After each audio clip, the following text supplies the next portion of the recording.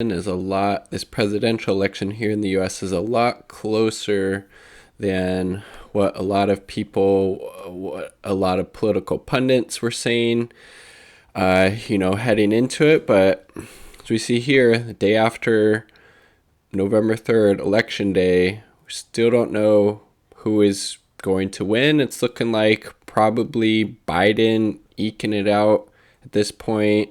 See here from CNN, Biden with 253 electoral votes, Trump with 213. You obviously need 270, and obviously this whole electoral college thing, completely antiquated, undemocratic, and why would it be? It was, developed by these rich slave owners a couple hundred years ago, and it's completely fucking ridiculous. So it's just coming down to basically if Biden wins Nevada and Arizona, both states he is ahead in right now, that would be 270. He wouldn't need Georgia, North Carolina, which he's down by quite a bit, and it's pretty close. Biden down by less than 25,000 votes or so. Pennsylvania, Trump up by 150, 175,000, and I guess some of those votes may not be counted until Friday. And so if Biden wins Nevada, which he's ahead, as we can see there, by not by a whole lot, little less than 8,000, but it's 86% in. And Arizona, Biden up by, what is that? 90,000. So higher gap there. He wins those two states because, again, he only needs 72 more electoral votes, 6 in Nevada, 11 Arizona, and that would clinch it. And again, obviously, if he won, Pennsylvania, Trump could win all these other ones and it wouldn't matter because Biden would be at that magical 270. If he won Pennsylvania, that would put him at 273. And, I guess I live in Washington State, so I definitely did not feel the need to vote for Joe Biden because he is such a fucking shitty candidate. And you really have to be a horrible neoliberal corporatist warmonger like Joe Biden to be in this close of a race with Donald Trump during a pandemic with over 200 plus thousand people dead, economy in shatters, and you're still neck and neck with Donald Trump. That is how horrible of a candidate Joe Biden is, how horrible of a candidate that the Democratic establishment propped up, because they would rather lose to Donald Trump than actually have a real progressive who's going to stand up and fight for the working people like Bernie Sanders. So no matter who wins, it's going to be a victory for the oligarchy, for the military industrial complex. And again, neither candidate is going to really advocate for the needs of the working people, unfortunately. Biden, obviously slightly better on healthcare, but again, he said he would veto Medicare for all during a pandemic. That's Joe Biden. That's protecting the fucking status quo. A little bit better on the environment. Doesn't support a ban on fracking. Injecting chemicals deep into the ground to get this hard to reach oil or natural gas, whatever it is. In those areas, people are literally able to light their sink water on fire. Okay? It's Joe Biden.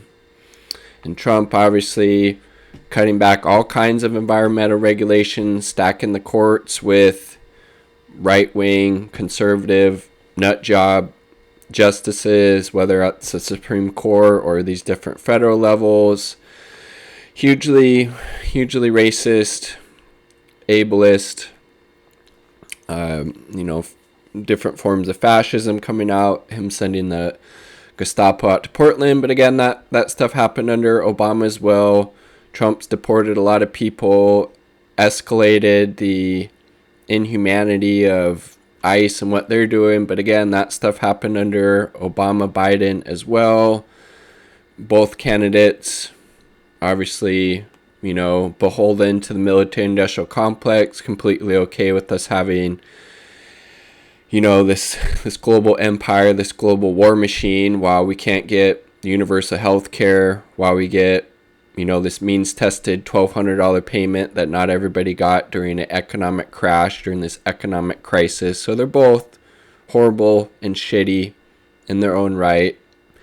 And I think to say otherwise is to fool yourself no matter what candidate you support. Again, Biden's slightly better on some issues, unfortunately. And again, this is the reason why the Democratic Party propped him up. It's because he doesn't want to rock the boat. He wants to protect the status quo. He said nothing would fundamentally change.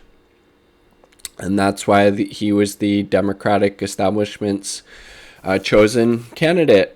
And the fear that I have is the inaction of a Biden-Harris administration to actually address the material conditions, the material suffering that a vast majority of the people in the U.S. are currently experiencing, and it fortunately could get worse. They're not going to support things like Medicare for All, canceling student loan debt, UBI for the duration of this economic crisis, a Green New Deal so we have a habitable planet to live on, and then 2024 we'll have a more competent fascist on the Republican side, somebody who's a little more well put together, a little more well spoken, a little more intelligent than Trump, and what they will be able to do and get away with will be worse than what Trump has already accomplished. And that's a pretty scary thought, and I just think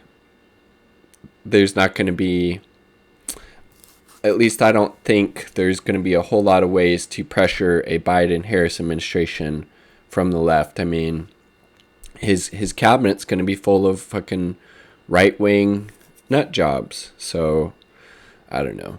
Looks like Biden will win. There's a little bit of form of harm reduction, in my opinion. Not much. And I can just imagine if we had Bernie up there. Bernie crushed everybody in the Democratic primary in Nevada. He would be crushing him more in Arizona. I think there's a good chance that it would have been a lot closer in Texas as well. Potentially even Florida. Because Bernie actually has a message that resonates with the working class, because he supports policy positions that would dramatically improve the material conditions of the working people in the United States. What is Joe Biden's policy positions? What is he known for? Nothing. It's a return to normalcy. He's not Donald Trump, okay? All right, so that's where we stand. Leave your comments down there. Peace. Much love.